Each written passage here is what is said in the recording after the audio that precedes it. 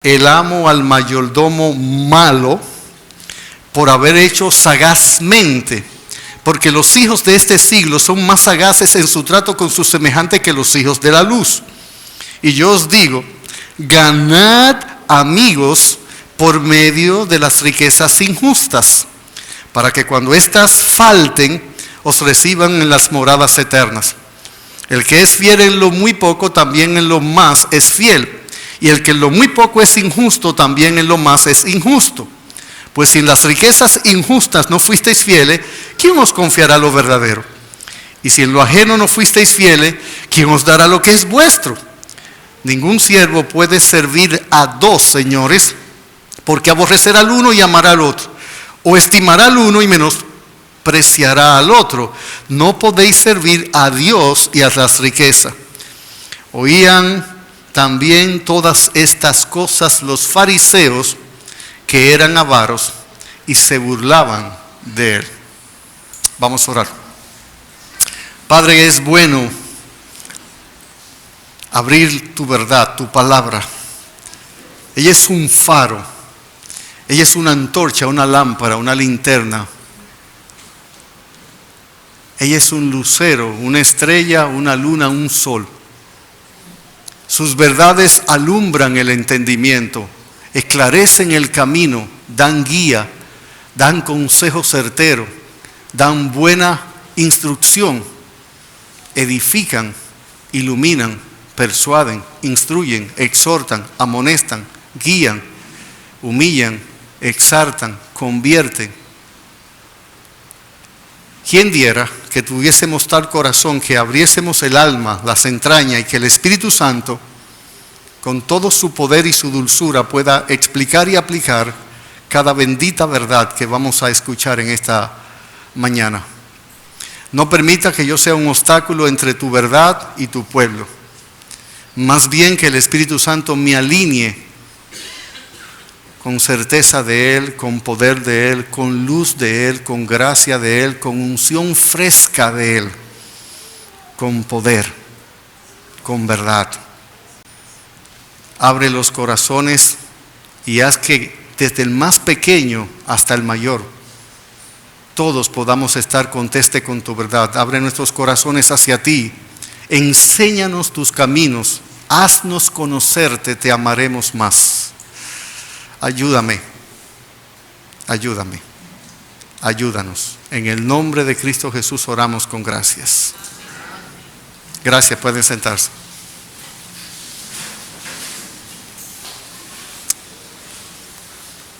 Esta parábola es una de las parábolas más difíciles de explicar de toda la Sagrada Escritura.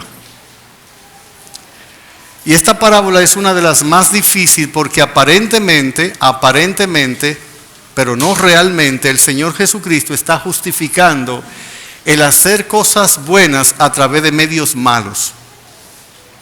Sobre todo el versículo 9 ha causado confusión a muchos, porque en él Cristo dice, Él está contando una parábola de un amo con su mayordomo, y Él dice lo que dice el amo y lo que dice el mayordomo, pero en el versículo 9 Él dice, y yo os digo, ya soy yo el que voy a hablar, ya no estoy representando en la parábola ni al mayordomo, ni tampoco a su amo. Ahora Él dice, y yo os digo, Cristo dice, ganad amigos por medio de las riquezas injustas. Y aquí muchos se preguntan si Cristo está diciendo que nosotros podemos, que el fin justifica los medios, que yo puedo hacer cosas que son tan buenas que merecen que yo haga lo malo para lograrla. Y cuando usted vea el desarrollo del sermón se va a dar cuenta que no hay nada más lejos de la realidad que eso. Lo que pasa es que es oscura la parábola. De hecho, la palabra parábola es una palabra compuesta que significa parábola, que significa tirar al lado de, poner al lado de, para comparar dos cosas. Esta es una parábola. Las parábolas lo que tratan, Cristo las decía con dos grandes propósitos: oscurecer el entendimiento para que la gente no entendiera y se quedara sin entender, y esclarecer el entendimiento para que la gente sí entendiera y pudiera recibir el mensaje. Esto que yo acabo de decir resulta un tanto contradictorio en sí. ¿Cuál era el fin de la parábola? ¿Esclarecer, iluminar, hacer sencillo el mensaje, o era complicarlo para que la gente no lo entendiera? Las dos cosas. La parábola probaban los corazones y podían tener un efecto contrario, del mismo modo que el sol que endurece el barro derrite la cera. ¿De qué dependía que se endureciera o que se aflojara? Del material. El sol, repito, usted pone el barro al sol y lo que hace es que lo rigidiza, lo fortalece, ¿verdad? Lo pone más fuerte. Pero si usted pone una cera al sol, lo que hace es que la derrite. ¿Y dónde está la diferencia? ¿En el sol? No, los rayos del sol son los mismos. La diferencia está en el material que se expone a él. Asimismo, una parábola era para dar una facilidad de comprensión de la verdad. De hecho, la parábola lo que hace es lo siguiente: agarrar lo desconocido. ¿Recuerdan las 7 leyes de la enseñanza? Una de las 7 leyes de la enseñanza es enseñar lo desconocido a través de lo conocido. Y eso es lo que hace la parábola. Agarra una verdad eterna, una verdad celestial, y le explica de manera terrenal. Agarra una verdad espiritual y lo explica de manera humana. Agarra una verdad desconocida y lo enseña a través de lo conocido. Por eso en Mateo capítulo 13, Cristo citando 7 parábolas, Él dice: el reino de los cielos es semejante. El reino de los cielos es semejante porque lo que usted busca es algo que el entorno conozcan. Ustedes han oído lo que es una lección objetiva. ¿Qué es lo que hace un maestro cuando va a dar una lección objetiva? Toma algo de su entorno inmediato, bien conocido por los alumnos, y toma eso como su elemento para facilitar la enseñanza. Cristo iba a enseñar del cuidado que el Padre Celestial tiene por lo suyo, y Él dijo: miren, los cabellos de vuestras cabezas están contados, no cae uno allá a tierra sin que vuestro Padre lo sepa. ¿Qué está enseñando Cristo? Ese cuidado minucioso, perfecto, completo que tiene Él sobre lo suyo, que Él cuenta los cabellos de nuestra cabeza para saber cuándo se cae uno. No, Él lo sabe. ¿Qué es lo que está enseñando el Señor con eso? El Señor cuida de manera minuciosa, perfecta de lo suyo.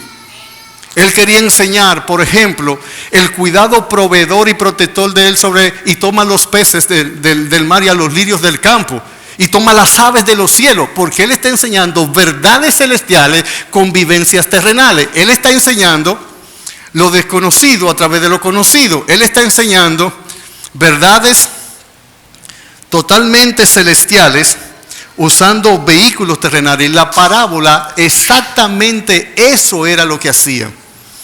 Eso era lo que hacían. Por eso las parábolas son comenzadas: el reino de los cielos es semejante, porque lo que se hace es buscar similitudes, semejanza, igualdades, para vincular, relacionar, asociar las cosas que no se conocen, las cosas espirituales, a través de las cosas celestiales, de las cosas terrenales.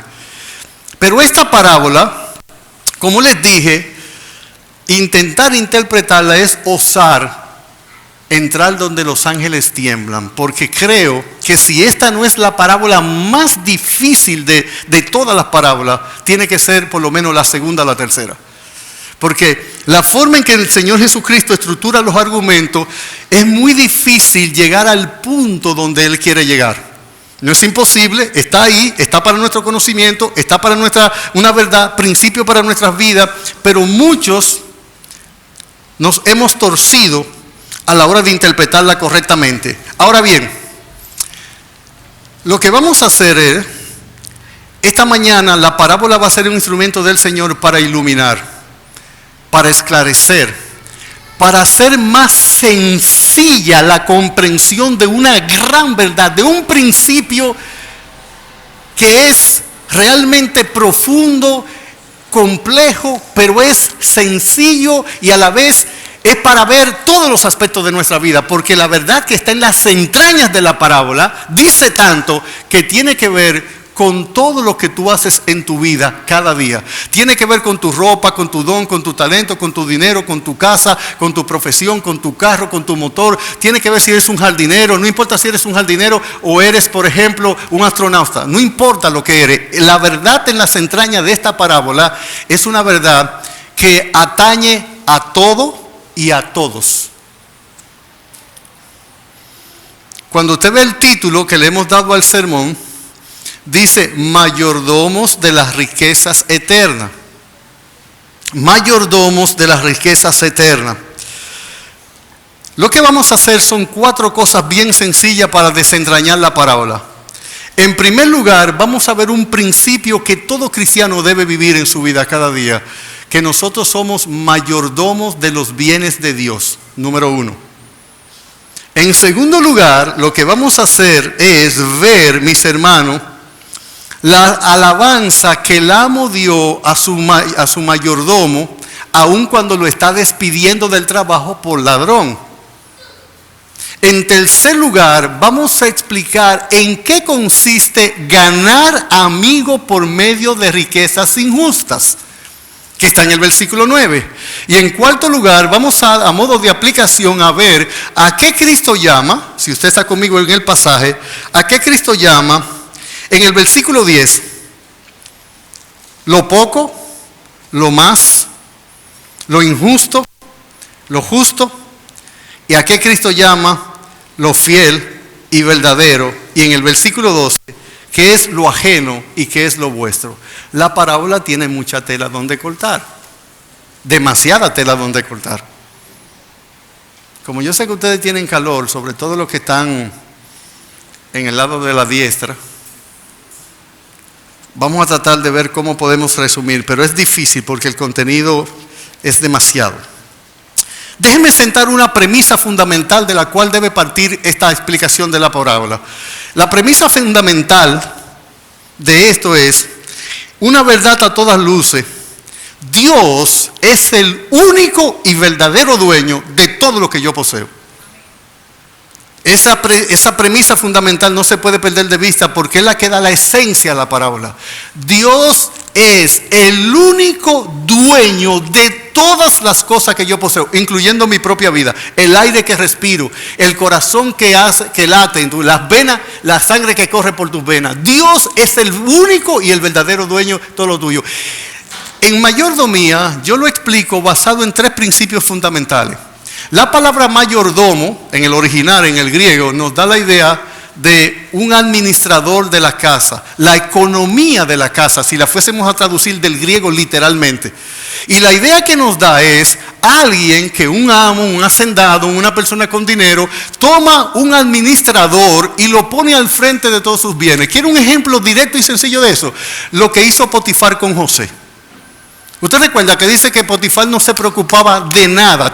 José era su mayordomo, su administrador. Eso es lo que significa la palabra mayordomo. Y el principio fundamental aquí es este.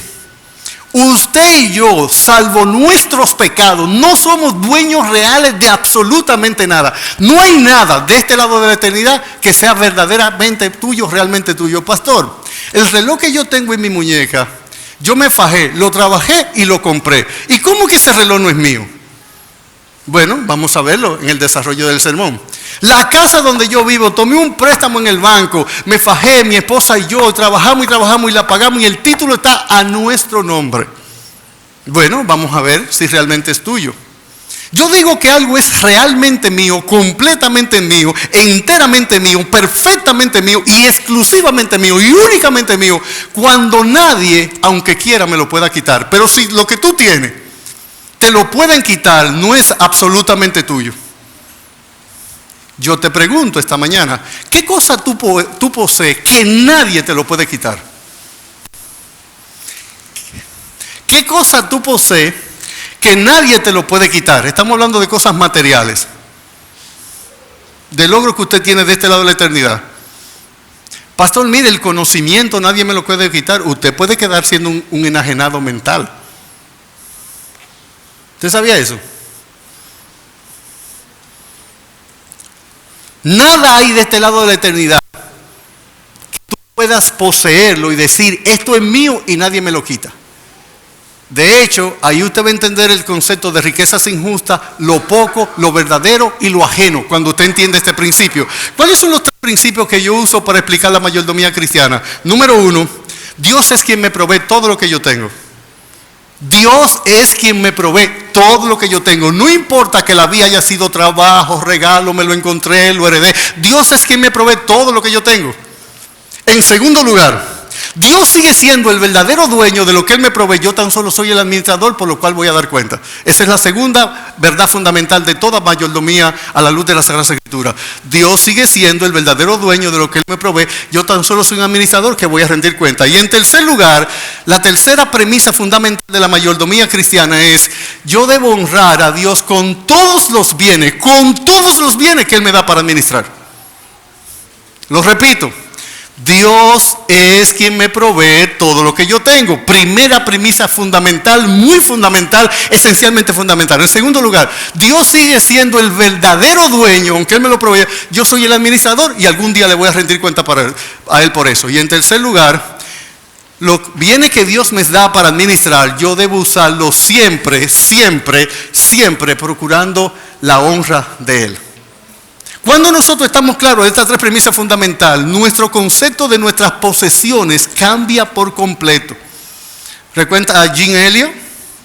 Jim Elliot acababa de sacar un carro nuevo, estaba con su plástico. Cuando él va en el camino en su carro nuevo, viene de la agencia, viene alguien por de atrás y ¡pufiti! Y le da un tablazo al carro de Jim Elliot y lo abolla.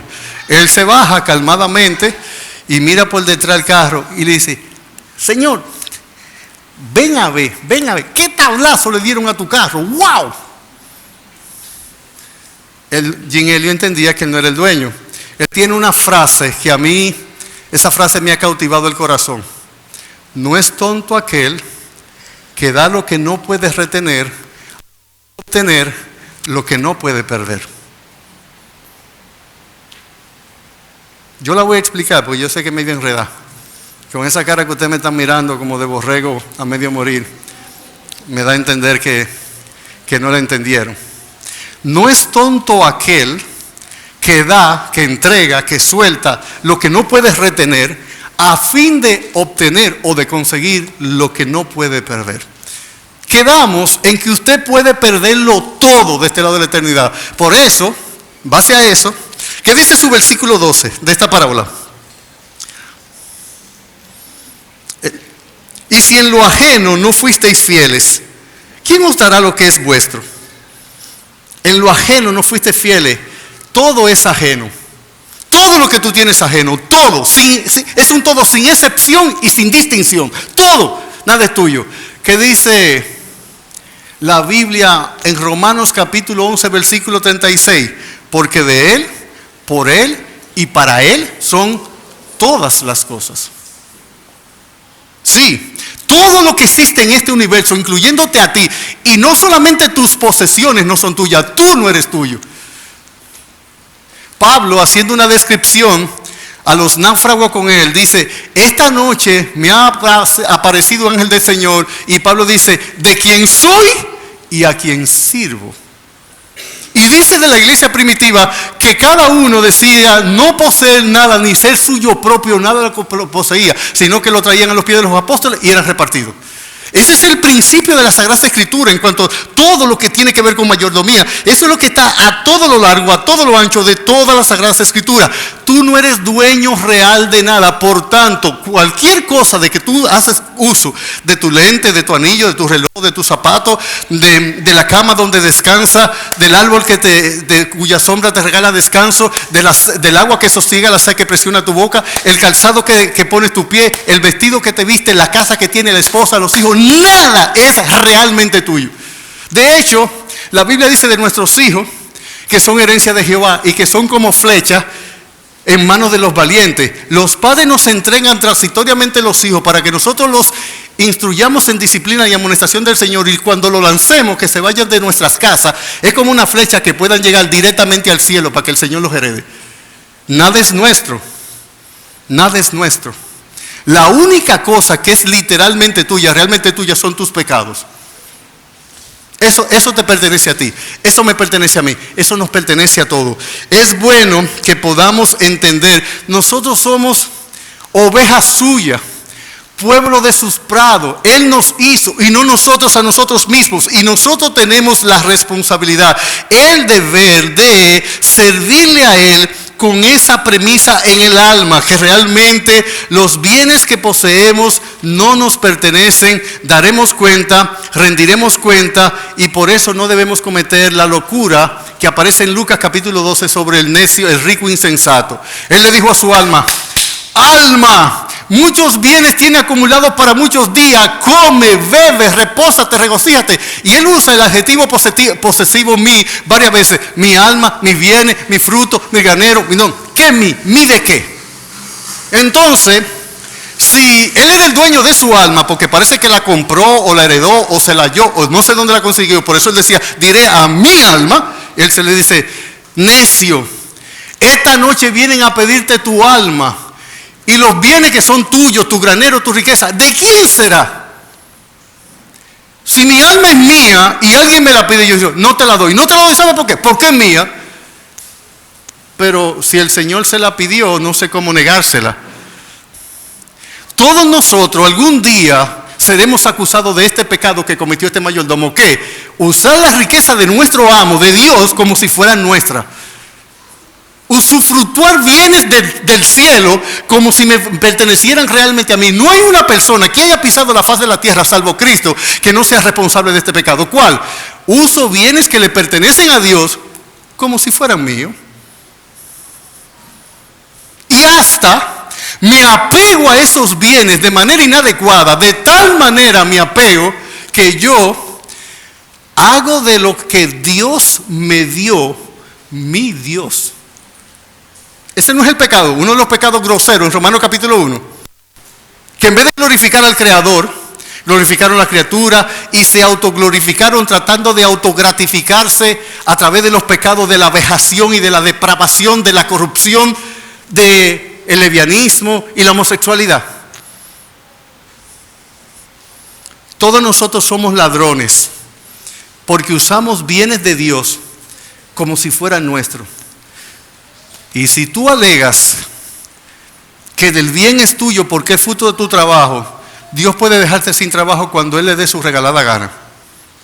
Y te puede llevar más pan a tu mesa sin tú trabajar que tú trabajando. Porque al fin y al cabo, de Él, por Él y para Él son todas las cosas. Todas las cosas. Esa es una premisa fundamental. Dios es el único y absoluto dueño de nuestros hijos, de nuestra esposa, de nuestros esposos, de nuestra empresa, de nuestro carro, de nuestra chancleta, del aire que respiramos, del agua que bebemos, del baño donde nos bañamos, de la ropa que nos cubre, del calzado que nos protege. No hay nada de este lado de la eternidad que sea realmente tuyo. Toda la Biblia está llena de eso. La Biblia por completo está lleno de eso. Cuando nosotros estábamos construyendo esa parte de allá, que era el seminario en principio, nosotros como familia pasamos por una situación económica muy difícil por muchos meses. Las personas que vinieron a ayudarnos a construir esa parte nos pusieron una condición económica que la iglesia no tenía capacidad para cumplir.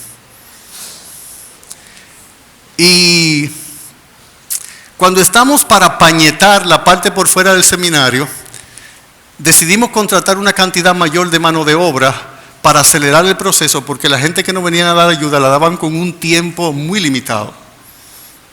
En un momento me llama el maestro constructor y me dice: pastor, hay mucho pañete que está recién pegado, hay mucha mezcla que está ahí y las fundas de cemento están afuera. Estaba nublado. Si esto cae, se va a dañar el pañete recién pegado, se va a dañar la mezcla, se va a dañar el cemento. Trate de buscar por lo menos una lona para tapar el cemento que está todavía sin usar. No había dónde guarecerlo, dónde estarlo.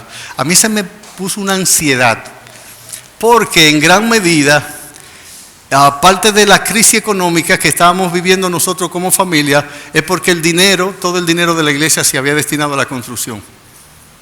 Y nosotros tuvimos meses sin percibir ningún centavo para el sustento. Cuando usted tiene ese contexto detrás y le dicen eso, usted dice, ajá, y así. A mí se me metió un proceso de ansiedad muy grande y comencé a tratar de buscar una lona y no apareció la lona por ningún lado y comenzó a lloviznar. Y el Espíritu Santo llamó poderosamente mi atención en el proceso y me dijo, Ramón, ¿tú tienes algún problema con mi lluvia? Porque el que envía la lluvia soy yo y yo sé que el cemento está recién pegado y que hay ahí una funda de cemento. ¿Tú tienes algún problema? ¿Para quién es el seminario? Señor, es tuyo para enseñar tu palabra a tus hijos, a tu pueblo, para establecer tu reino. ¿Y tú tienes algún problema si yo con mi lluvia daño mi cemento de mi seminario donde se va a enseñar mi palabra? ¿Tú tienes algún problema con eso? Yo dije, no, Señor. ¿Y entonces, por qué tú estás afanado y ansioso? ¿Quién manda la lluvia? Tú, Señor. ¿Para quién es el seminario? Para ti, Señor. ¿De quién se va a enseñar el seminario? Para ti. ¿Quiénes son los alumnos? ¿De quiénes son? Tuyo. Entonces, ¿cuál es tu problema con eso? Yo dije, Señor, ninguno. Y comencé a cantar Cuán grande ser y me tranquilicé. Señor mi Dios, al contemplar los cielos, el firmame, así mismo. Y el alma se me comenzó a quietar por dentro. A quietar mi alma, a quietar mi alma. Y entonces yo comencé a cantar como un loco en el patio. Dejé de buscar la lona. Yo no sé qué pensaría el maestro, pero yo comencé a cantar. La lluvia se paró. No vino ninguna lluvia. No. Lloviznó. Tan solo el Señor le dijo a un hombre de él, llévamelo a las aguas porque allí te lo probaré. El entender esta sencilla verdad. ¿Cuál verdad? Dios es el único dueño de todo lo que hay en mi vida, de lo que acontece. Él es el dueño. Nosotros, hay gente, en este tiempo hay mucha gente que se creen que sabe mucha Biblia porque enseñan de la soberanía de Dios y de la que sé yo qué. Yo no sé si usted sabe enseñar la soberanía de Dios. A mí me gustaría verte viviéndola. Yo no sé si tú la puedes explicar doctrinalmente, pero eso es pura palabrería. ¿Tú sabes dónde se sabe si tú de verdad? No, que tales grupos no creen la soberanía de nosotros sí. No, muéstramelo en tu trabajo, muéstramelo cuando tu hijo te enferma, muéstramelo cuando no hay para pagar la comida en la casa. Ahí sí se sabe si tú realmente crees en la soberanía de Dios. No es explicarla, es vivirla, es practicarla. Así nosotros tenemos que entender esta sencilla pero gloriosa y abarcadera verdad. ¿Cuál? Dios es el único, verdadero, completo, entero, dueño de todo lo que yo tengo. Tan solo soy un mayordomo, el cual daré cuenta y debo honrar y glorificar a Dios con esos bienes. Vamos a nuestro segundo punto. Yo quiero que ustedes vean que el amo en la parábola llama a su mayordomo en el versículo 2 y le pregunta de un rumor que él escucha. Yo quiero que ustedes noten que él está siendo acusado de ¿qué? De disipar los bienes, al final del versículo 1. La palabra disipar significa malgastar o gastar mal. Significa gastar sin control, sin sabiduría, sin miramiento. Significa que nosotros derrochamos algún bien. Mire, déjeme decir una cosa. Yo tengo una lucha en mi alma interna porque aquí hay varios capítulos antes de este y otro capítulo después que todos están entrelazados.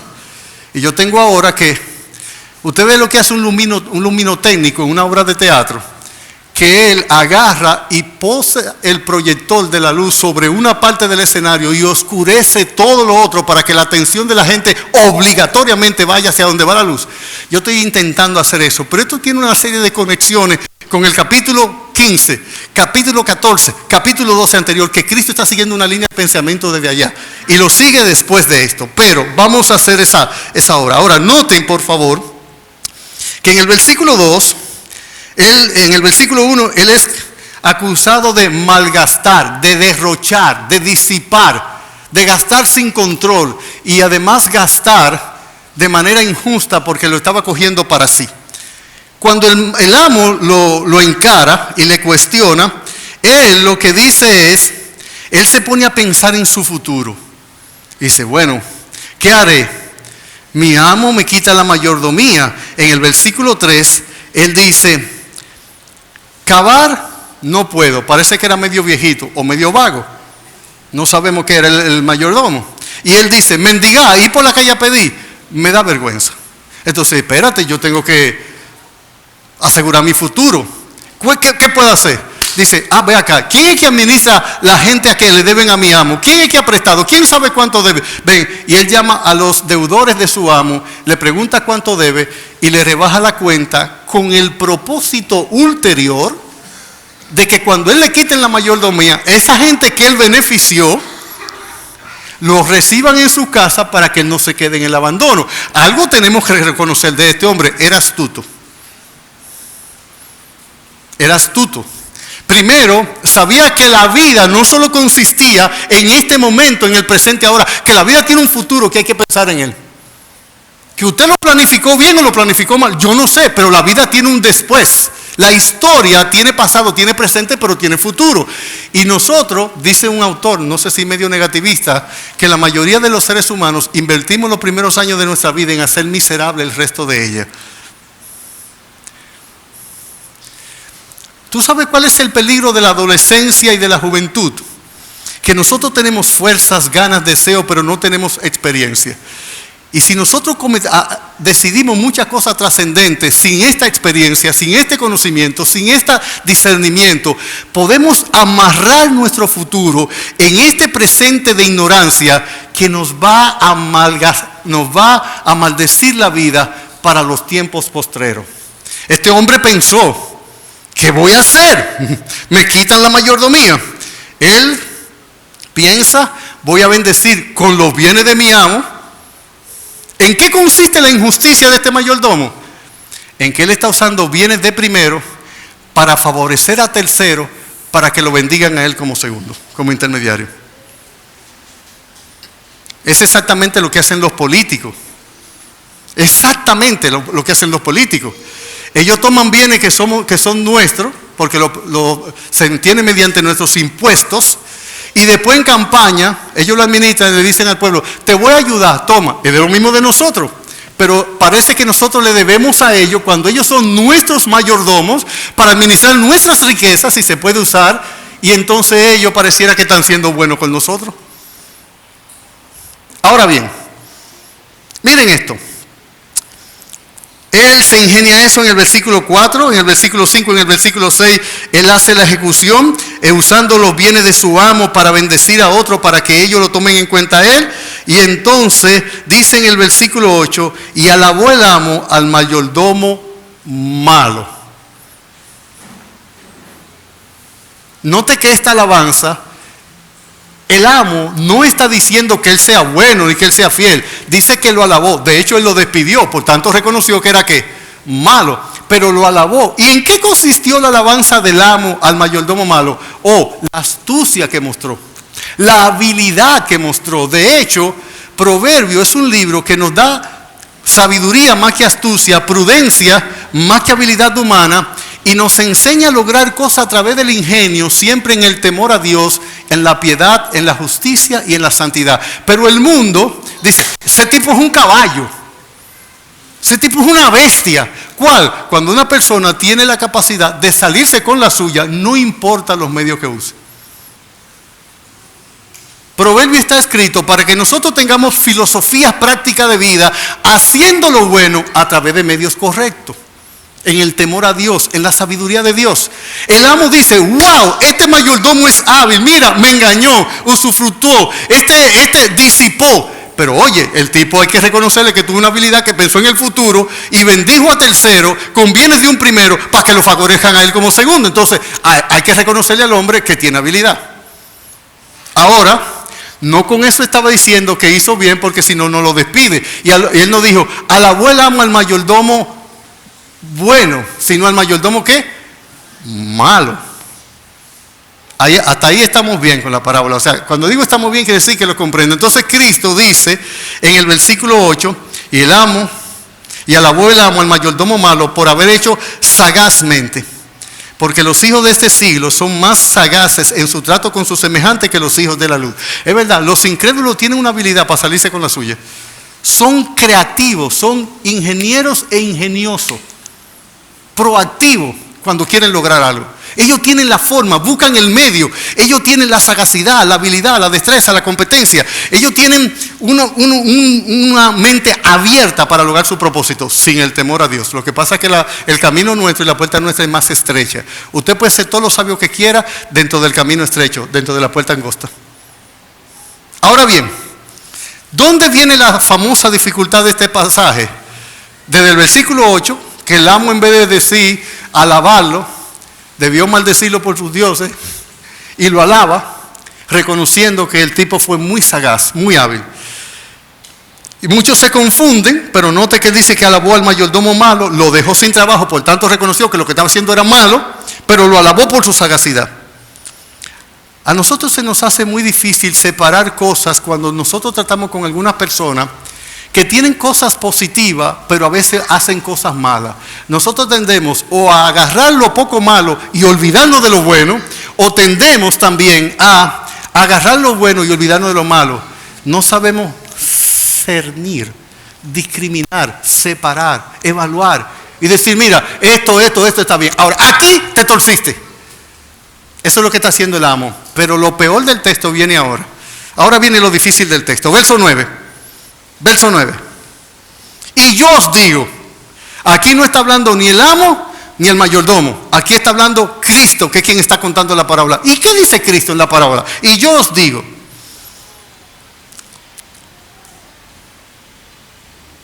ganad, el verbo está en imperativo, amigos, por medio de las riquezas injustas. ¿Qué fue lo que hizo el mayordomo cuando le rebajó el monto de la deuda de los deudores a su amo? Quererlo ganar como amigo, para que cuando él se quedara sin trabajo lo recibieran en sus casas, para no quedarse desamparado. Y Cristo está diciendo lo mismo.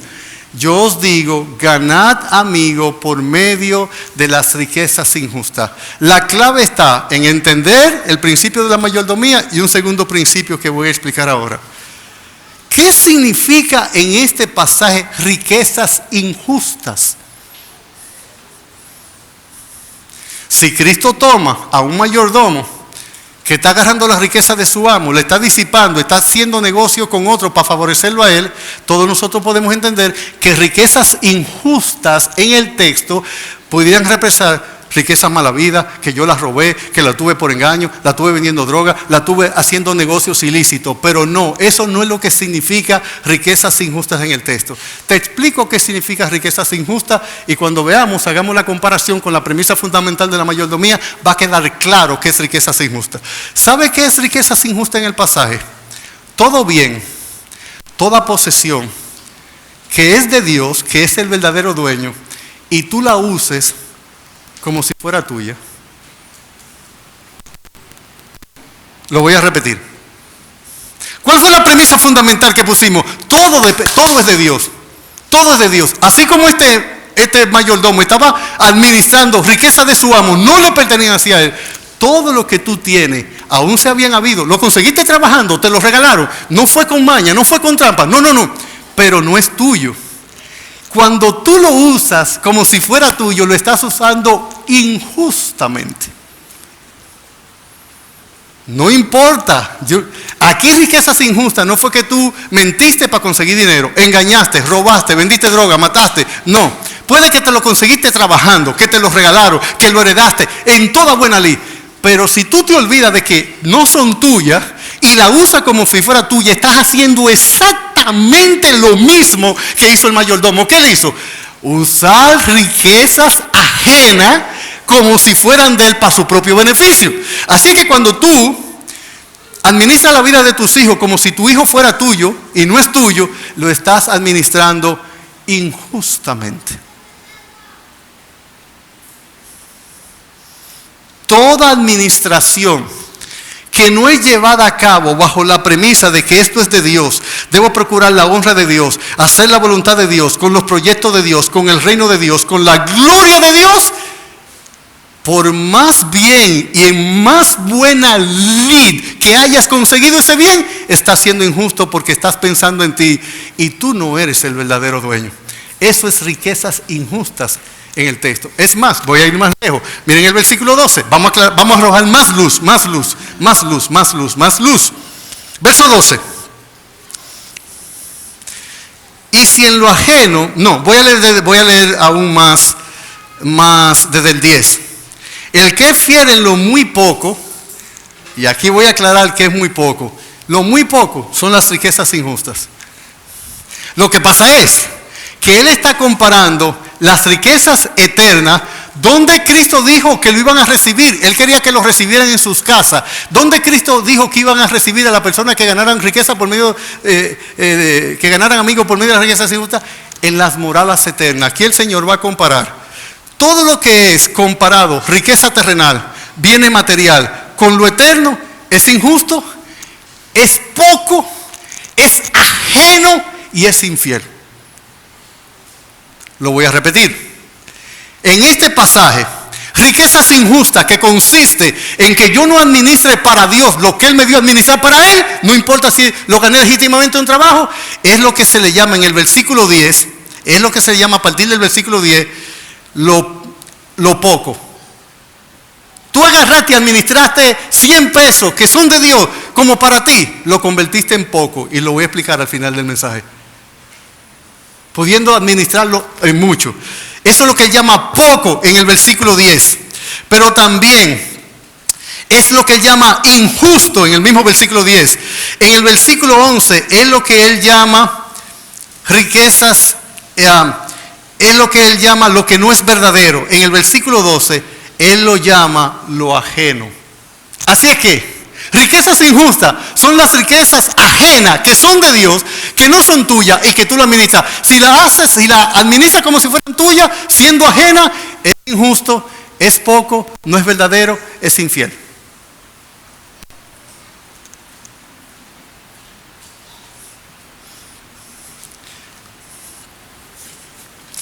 En el 2003, cuando aquí hubo la crisis bancaria gobernando Hipólito Mejía, ustedes recuerdan que hubo una tasa de inflación muy alta y el Banco Central, que no está para eso, comenzó a recibir depósitos a plazo fijo de cualquier persona o entidad. Mi esposa y yo en ese momento estamos intentando ahorrar para comprar un solar. Cuando la crisis estalla, el dólar se disparó casi al 60 por 1.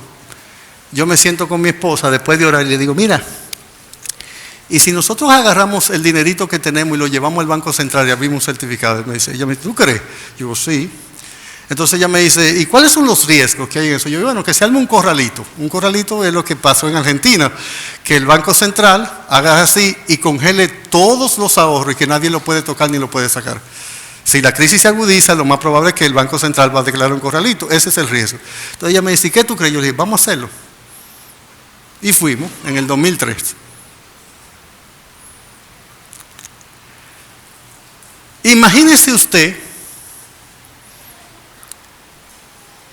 que usted va al Banco Central de la República Dominicana y usted lleva cáscara de huevo.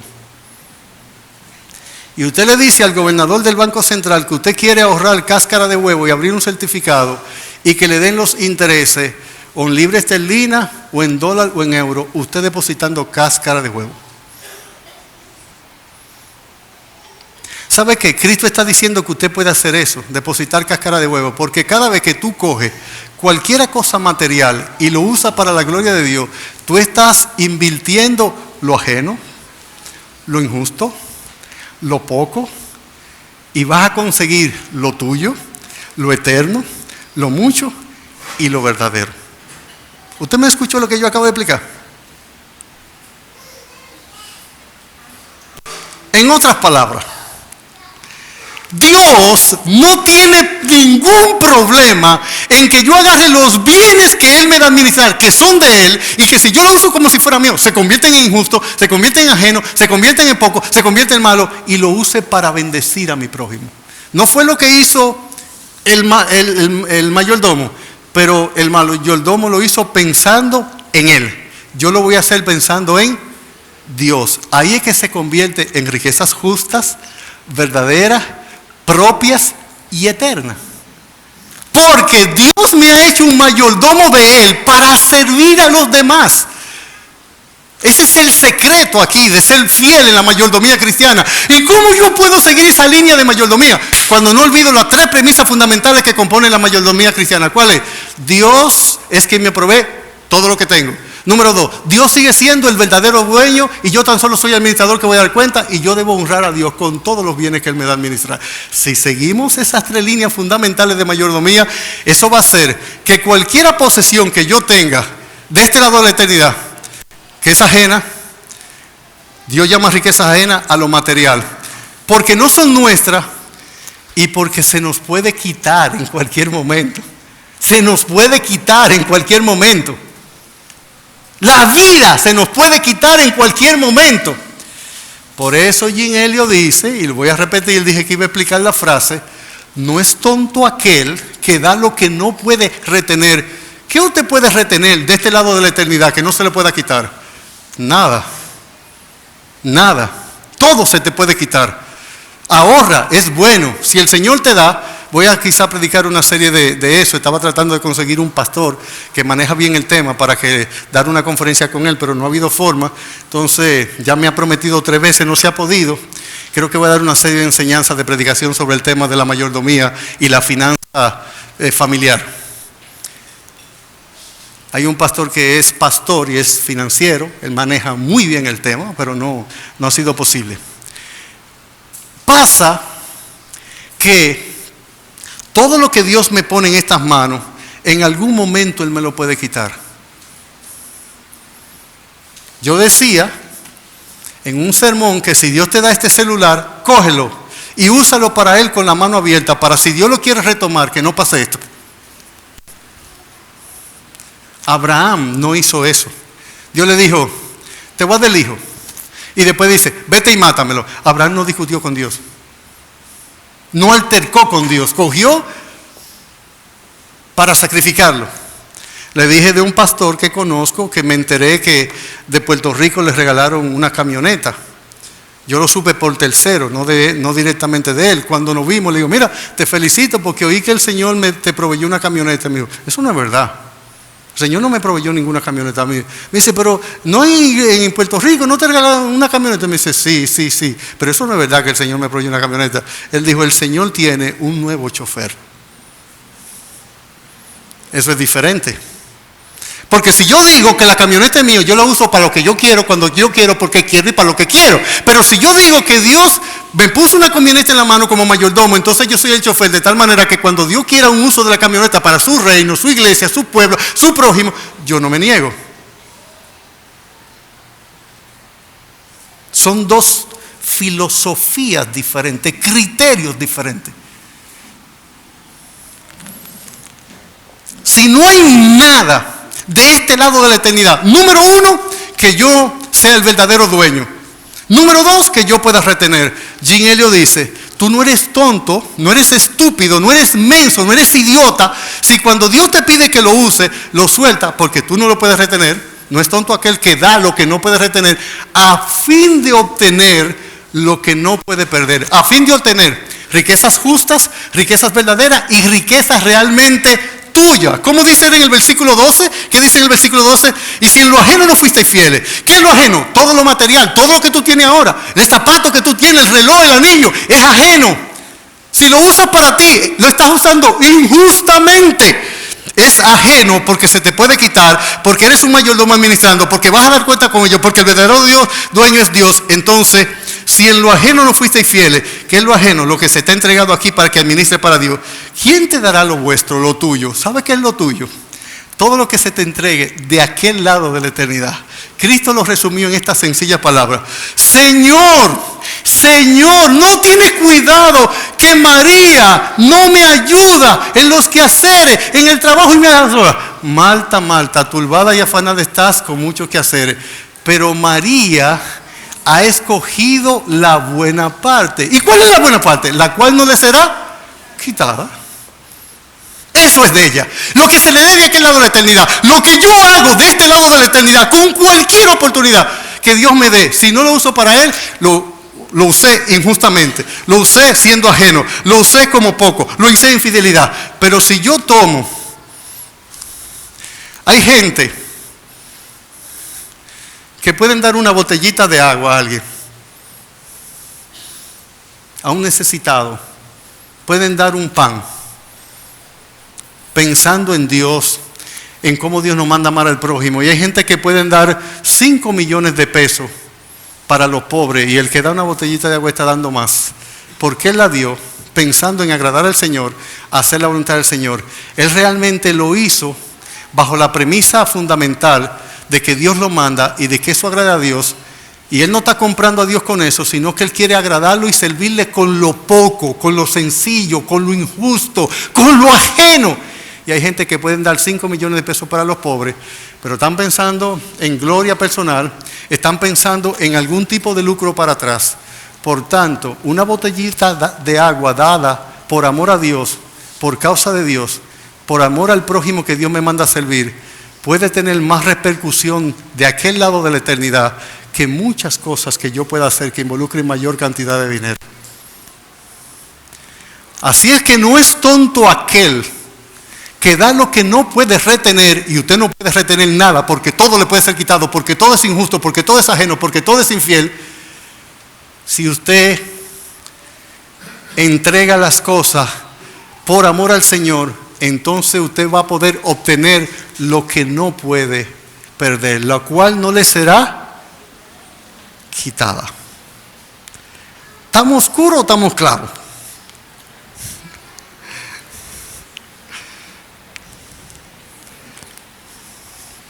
Nótese, déjeme entrar ya a la conclusión del sermón.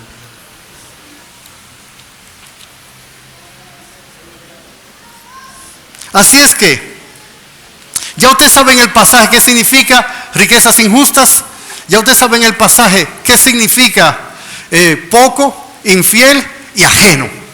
Todo lo que tú poseas de este lado de la eternidad, que es de Dios, si no lo usa para Él, lo estás usando injustamente, es ajeno, es poco y es infiel.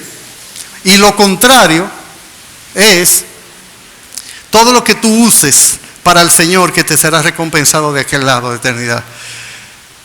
Así es que ganar amigos por medio de las riquezas injustas significa todo lo que Dios ha puesto en tu mano, usarlo para favorecer a la gente, no porque tú quieres ganarlo a ellos para que ellos te beneficien, sino porque tú quieres honrar a tu amo que te entregó los bienes para que tú lo administres. Y como tu amo es tan bueno y tan bondadoso, Él lo que quiere es que tú, en representación de su mayordomía, bendiga a todos con los bienes que Él te dio. ¿Usted entendió eso que yo acabo de decir? El Señor quiere que el Señor no se siente guapo como se sintió el amo de que su mayordomo cogiera su riqueza y le rebajara la cuenta a los que le debían a él para beneficio de él, para que lo reciban en su casa. El Señor no tiene problema. Escuche esto, porque aquí está en gran parte la enseñanza de la parábola. Dios no tiene ningún problema. Dios te dio un carro, te dio una esposa, un hijo, una madre, un esposo, te dio un anillo, te dio un reloj, te dio un zapato, te dio un don, te dio un talento, una destreza, una capacidad, una habilidad, una competencia. ¿Qué te dio? Dios no tiene nada de problema en que tú lo uses para bendecir a todo el mundo, que no son a ellos no son los dueños, tú tampoco, pero al contrario, Dios se alegra. Aquí Dios va a trazar una línea recta con un palo torcido. Escúcheme, agarre lo que Dios te ha dado. Te dio un talento, úsalo y bendice a otro. Te dio dinero, úsalo y bendice a otro. Te dio un ministerio, úsalo y bendice a otro. Dios no tiene ningún problema con eso. Ahora, no lo uses tú pensando en tu beneficio, pensando en tu gloria, pensando en tu provecho. Gánate ese amigo, porque lo más probable es que él se quiso ganar, el mayordomo infiel se quiso ganar los amigos, favoreciéndolo injustamente con la riqueza de su amo. Dios no tiene problema en que tú ganes un amigo usando los bienes de él para bendecir a un tercero. Dios no se pone guapo, y es al contrario. Este hombre quería que lo recibieran en su casa cuando quedaba sin trabajo. Esos amigos van a ser recibidos cuando tú uses los bienes de Dios correctamente. ¿Sabe dónde? En las moradas eternas. Tú te imaginas cuando tú llegues al cielo, salvado por gracia, por misericordia, pero allá van a estar tus tres grandes amigos: Dios Padre, Dios Hijo, Dios Espíritu Santo, y 200 almas que están allá, salvadas por Cristo, pero porque tú usaste los recursos de Cristo, el ministerio de Cristo, los talentos de Cristo, los cuartos de Cristo, el tiempo de Cristo, y bendeciste a otros que no tenían que ver, con lo cual Dios no se pone guapo, y que todas esas almas estén al lado del Padre, del Hijo y del Espíritu Santo, y te reciban en las moradas eternas. Por eso yo le digo que usted puede invertir cáscara de huevo y conseguir libre esterlina en el cielo. Usted puede coger cualquier cosa sencilla, material, invertir en el reino.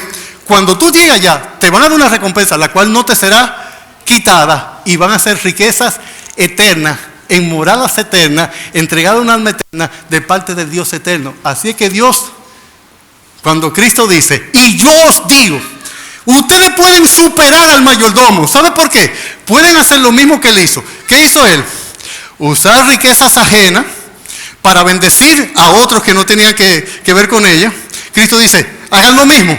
Usen mis dones, mi talento, mi tiempo, mi dinero. Bendigan a otros. Yo no me pongo guapo, pero ustedes estarán actuando. Él actuó alabó el amo la astucia. Si tú haces eso, no hay una persona que sea más sabio que tú.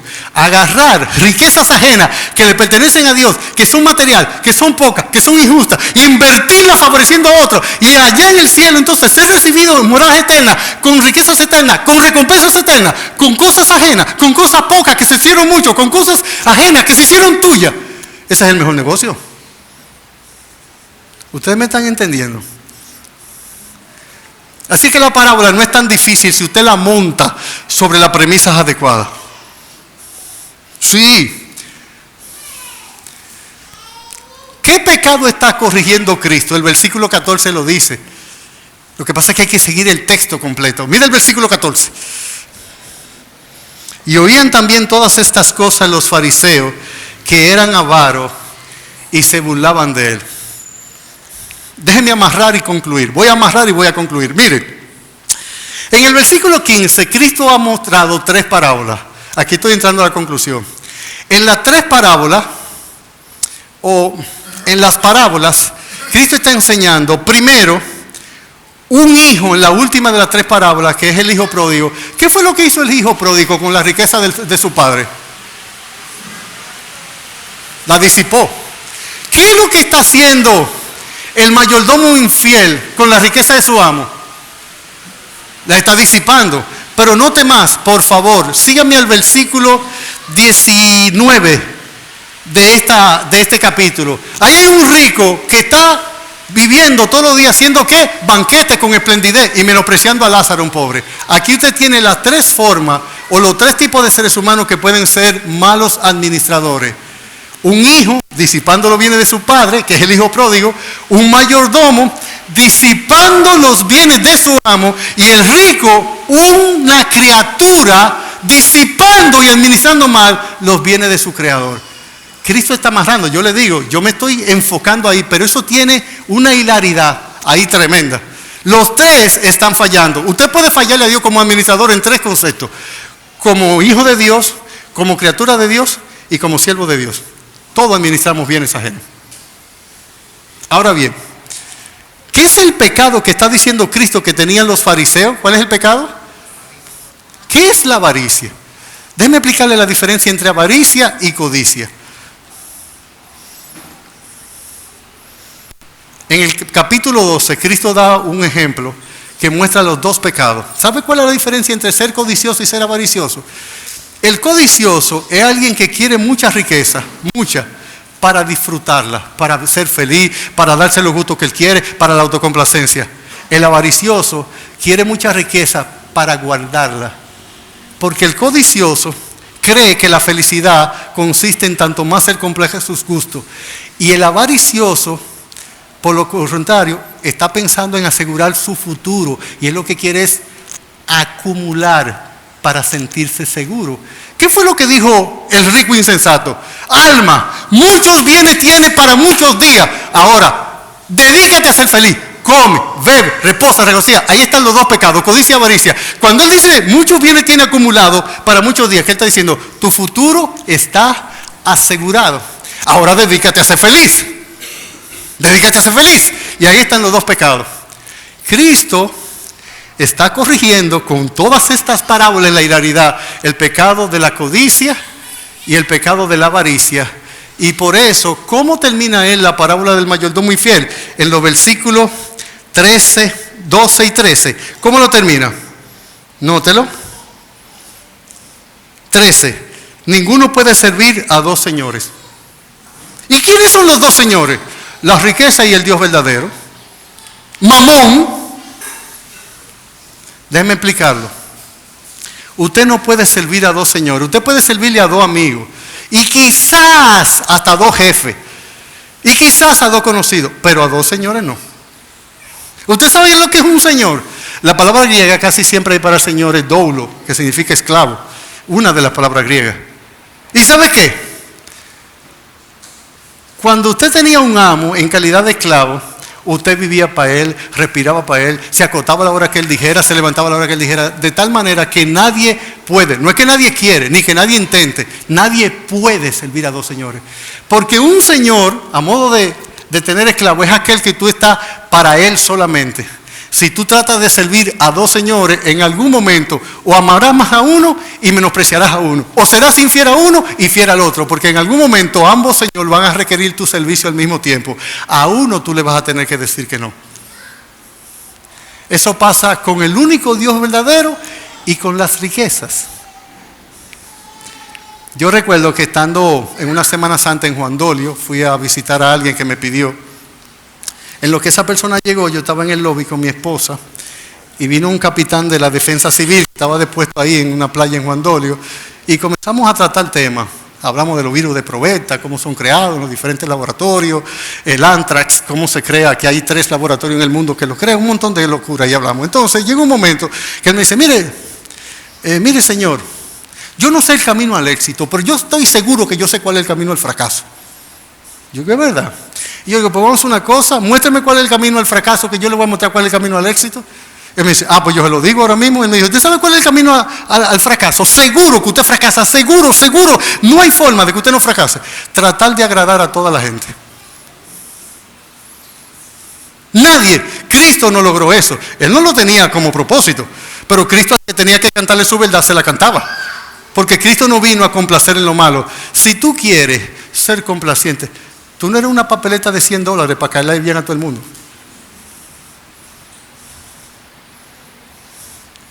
Usted intentar complacer, agradar, servir a todo el mundo, usted fracasó, porque hay gente de todos lados. Y cuando tú agradas al que está de este lado, desagrada al que está del otro lado.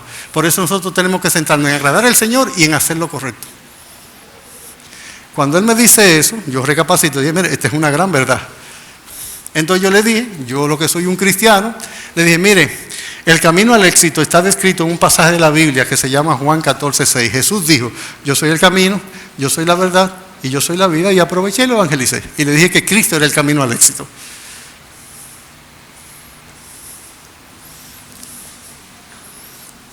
Tú tienes que tomar una decisión.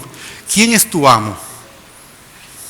Y no es porque a ti te toque elegirlo, porque ya tú lo tienes. Es reconocer quién es tu amo. Tú tienes que reconocer que tu sustento no depende de tu trabajo, que el Señor te deja renco en un momento, o te pone en una situación física que tú no puedes ejercer tu trabajo. Sé libre. Sé libre. Sé libre. Ser libre significa que yo solo sé que soy de Él, pertenezco a Él, hijo de Él, criatura de Él, siervo de Él. Soy por Él y para Él. Te va a quitar muchos temores de los hombres y te va a quitar el querer fingiendo posición y hasta ser hipócrita porque tú no quieres ofender a otro para que este no te sienta mal contigo. No te pongas esas cadenas, porque conoceréis la verdad y la verdad os hará libre. Y si el Hijo os libertare, será verdaderamente libre. Deja tus manos sueltas para servir a tu Señor. Tú no dependes de un ascenso de tu jefe ni del dueño de la compañía. Así se hará el hombre cuya honra desea el rey. Cuando Dios quiere exaltar, exalta. Y cuando Dios se exalta, no hay quien humille. Pero cuando Dios quiere humillar, no hay quien exalte. Tú puedes intentar ganar aprobación en tu familia, en la iglesia, en tu trabajo, en un club, pero finalmente, ultimadas cuentas,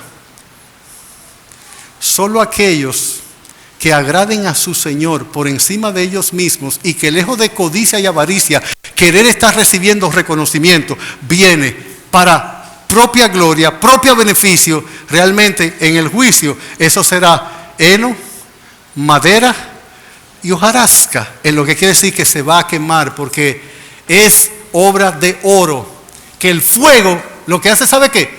Que la purifica y le quita las impurezas y le da más valor.